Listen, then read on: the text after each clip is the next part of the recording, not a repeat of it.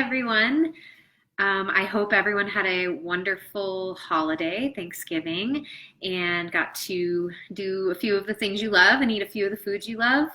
I know today is kind of like it's a weird day because you're like getting back into everything and maybe getting refocused or pushing forward into final week of Lift to Get Lean. I have been needing to jump online for the last couple of weeks and go over some foam rolling and SMR or self-myofascial release techniques. So I'm finally getting to it. It's been kind of a crazy week, but really excited to share some of these tools with you. I will also be posting a attachment in the comments section of this video so that you have something to look at if you're more of that type of learner. Just a couple of things that I want to touch on before I show you a few SMR or self-myofascial release techniques. So what is SMR and why do we want to do it, right? So SMR can be really great for like correction of muscle imbalances that you may be having. It promotes muscle relaxation if you're tense in areas. It can help with the range of motion in the joints. And then it also reduces soreness. And some of you were asking about this in the last couple of weeks. You know, how do I deal with muscle soreness?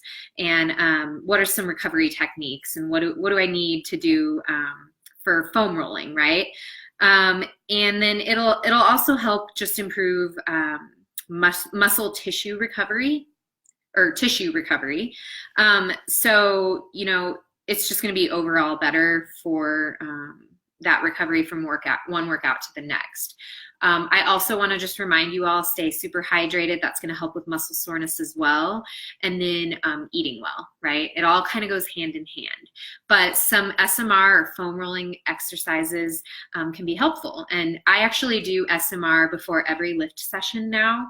I didn't before. I wasn't really a big warm up or foam rolling person until I'd say the last couple of months. But I have really seen an improvement in just mobility and recovery, basically. So a few tools that I want to show you first. This right here is a hard rubber lacrosse ball. And I like to use this lacrosse ball for some different stuff with the shoulders, just getting between the shoulder blades. And then my favorite thing for the lacrosse ball is going to be calves. So the backs of my legs, lower legs, yeah.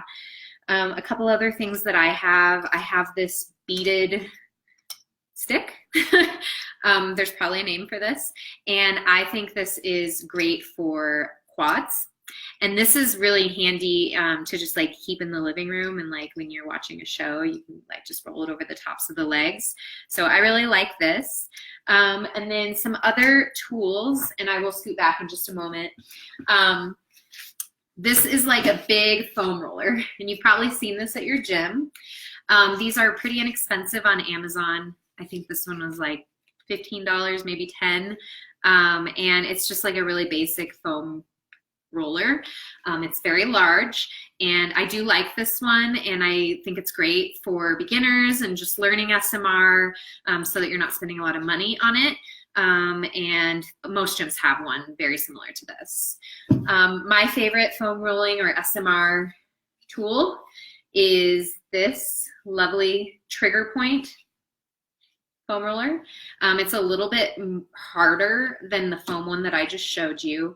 And then I just like that it's smaller, and I like this one the best, but I will use this one for a demo. You can do anything that I do with this foam roller with a larger foam roller. Your gym may have white ones. They're usually just softer. The harder the material is on the foam roller, typically the more intense the SMR or the myofascial release is going to be. So just something to keep in mind. If you need something a little less intense, maybe go with a softer foam roller. Okay, so SMR is just going to help you move better, feel better, potentially be less sore, right? When do you do this? So I had mentioned I do this before my workouts, It's great to practice foam rolling between workouts or after a workout. There's really no wrong time to do SMR. And then what you want to do in all of these exercises is you're going to roll a targeted area until you find a tender spot. So this is going to be an uncomfortable point where you're foam rolling. Some people think that you just roll it out, and that's part of SMR. So you want to roll for a few seconds, the entire length of the muscle area that you're working.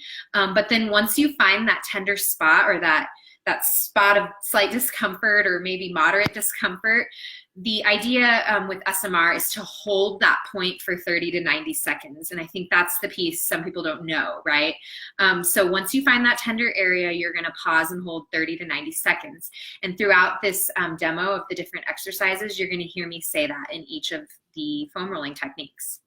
So let's just get started, and I'm gonna adjust this slightly and scoot back so that you can see what I'm doing. Okay. So calves, and I've got handy dandy notes here so that I don't forget to tell you anything. So calves, that's going to be the back of the lower part of your leg. And I mentioned that I really like the lacrosse ball for calves. So what you're going to do is you're actually going to start either at the bottom or the top of the calf muscle, it doesn't matter. And with the ball, you'll press into the back of the leg, and you're going to roll all the way toward the ankle to start. And then once you find that tender spot, you're going to pause and hold for 30 seconds. Now notice my top leg. I'm pressing my ankle into the top of the leg that I'm pressing into the ball. And that's just to add a little bit of additional pressure so that I can find that trigger point. So you'll hold it for 30 to 90 seconds. And the idea is to breathe through the exercise, right? So you want to feel that release using your breath. If you're pressing and you're holding for 30 to 90 seconds, you're eventually going to feel a release in that muscle group, okay? So be patient, just practice it. If you're using the roller, same type of idea. You're gonna roll the entire length of the leg, the back of the leg, and then pause where you find that tender spot. Now I do have my glutes lifted off the ground a little bit. I'm just adding some additional weight to that foam roller. You can set those hips down if that's enough for you. I really do like the top leg pressing down just to add that additional pressure. Okay, so that's calves. When you find the trigger point, hold it 30 to 90 seconds, and you want to get both sides so that we're walking evenly down the street, right? Next, I'm going to show you quadriceps. That's going to be the top and front of the legs, okay? So you're going to place that foam roller on the floor and lie with your stomach toward the foam roller and one thigh on the foam roller. I recommend doing the thighs single on each side, but just so you can get the full top of the leg, since we're kind of like rounded at the top, right? And if you just try to do both sides at the same time, you may not be working the full quadricep muscle. So you're going to come belly down. You're going to place that leg over the foam roller. And then the other leg is just going to be as support. And you're going to roll the entire front of the thigh. Okay, so top of the hip to the top of the kneecap in this up and down motion. And it feels really nice, actually. So up and down. And then when you find the most tender spot, you're going to want to pause, hold, and breathe. Breath, right? I mentioned that I also really like the roller stick for this one. And the roller stick's really great because you can just roll that thigh and then press and hold. So handheld device there. Next, I will talk adductor or inner thigh. So this one is a little bit, this one reminds me of like yoga and frog position. So you're going to take that foam roller and you're going to lie face down again, but this time the foam roller is turned. So I'm not horizontal anymore, I'm on that vertical. And you're going to place your inner thigh toward the groin, basically. And I start with forearms on the ground usually, and you're gonna roll all the way from that inner thigh toward the inner knee. And think about like a 90-degree angle, bend that leg. I do have my opposite leg just straight with the toes on the ground for a little extra support. Now, if you want to add a little bit of weight and pressure, you're going to lift that back leg. So my knee that's straight is lifted off the ground, okay? And then you're going to hold 30 to 90 seconds in that tender spot on that inner thigh. Next, I'm going to go over TFL, or the tensor fascia lata. Sounds like a coffee drink or something. But the TFL, I really like this foam rolling because this is the area that you use a lot for a lot of hip motion. And sometimes if you've got something going on in the lower back or some kind of knee pain, this can be the result of a tight TFL. And just recently, I had something going on in my knee, and I wasn't really sure what was happening. I had lifted a little bit heavier than normal. It wasn't really pain, but it was very tight. And I woke up the next day after a session, and I had very tight knees, like particularly in the right side. So I talked with a trainer, and we did some TFL work, and I was actually able to get past that tightness. So again, it's not always going to be the answer, but it may be something that's causing some pain in the knee or the lower back area. So you're going to come to your side, and this one has kind of a tricky angle, but you're going to first start by finding that meaty area of the hip. And then my recommendation is to slightly rotate toward the ground. So I've almost got my chest facing the ground. And then I recommend starting with your forearm on the ground. And this area that you're rolling, it's that meaty part of your hip, outer hip, but it's a much smaller area. So notice that my front to back roll it's a lot smaller than, say, like a quad or a hamstring. And you're going to, you can play around with the feet a little bit. I like to cross the top leg over the front and then just kind of put my toes down as like a little kickstand so that I can put a little bit more pressure into that foam roller. And then you're going to find that tender spot and again hold for 30 to 90 seconds. You want to roll to the top of the hip and then just probably 5 or 6 inches down, maybe not even that much, but that meaty part of the hip, okay? Then my absolute favorite SMR is the piriformis. So the piriformis, it's a muscle that's located behind your glute muscle. So one kind of thing to note is we don't typically roll our glutes because when you're doing SMR techniques, you're releasing that muscle activation by holding the 30 to 90 seconds. And typically in any of the lifts we're doing or any of the exercises we're really doing, we want engagement in the glutes. So it's not typical practice to actually roll out the glutes, but a really common area that does need rolling out is this muscle behind the glutes, and it's called the piriformis. And what you're gonna do on this one, and this one is really good after squats, like I do it before and after squats always. So you're going to sit almost on your behind, basically, but you're gonna take a figure 4 leg. So right now I have my right ankle crossed over my left leg. And what you do is you kind of lean into that right side. And you're gonna be rolling just kind of above that glute. So you don't wanna roll the lower bottom area. I'm rolling like above the glute as I lean to the right, and I have my right leg crossed over my left. Now, if you want a little bit extra or the positioning needs to be adjusted, you can also come down to the forearm. And again, you're gonna just roll like upper glute, above the glute to basically where your glute muscles start.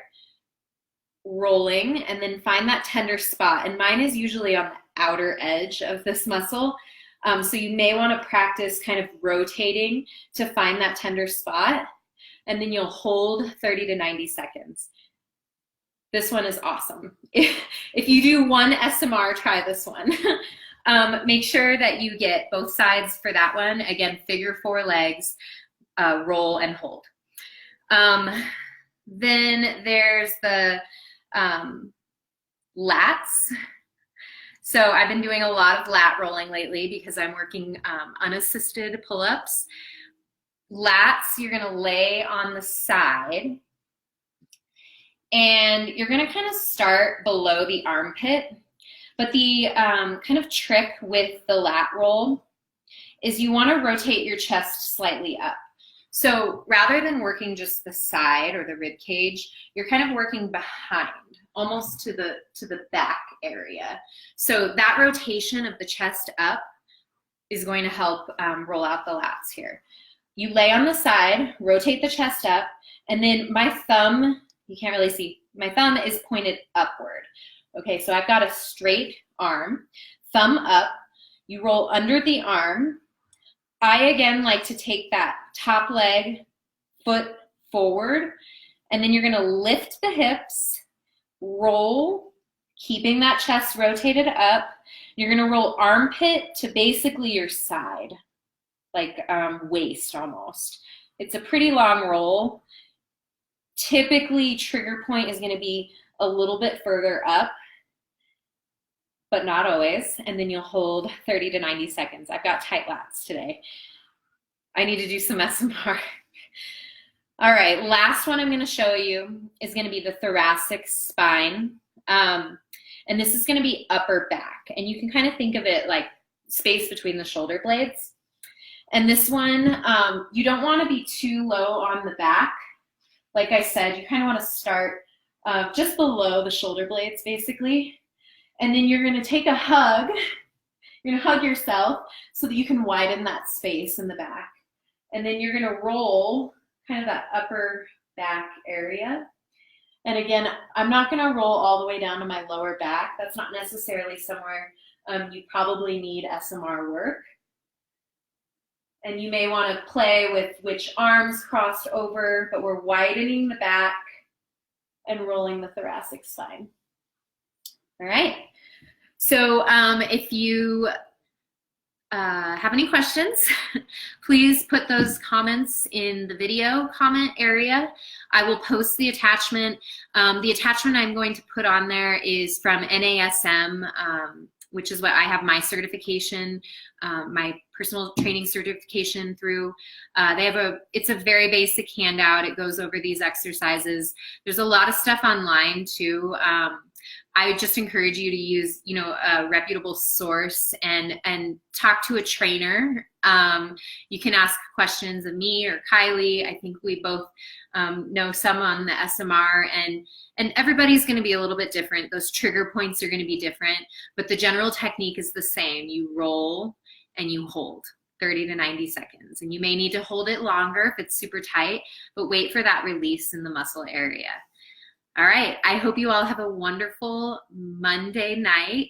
Happy week 6, and yeah, that's it. See ya.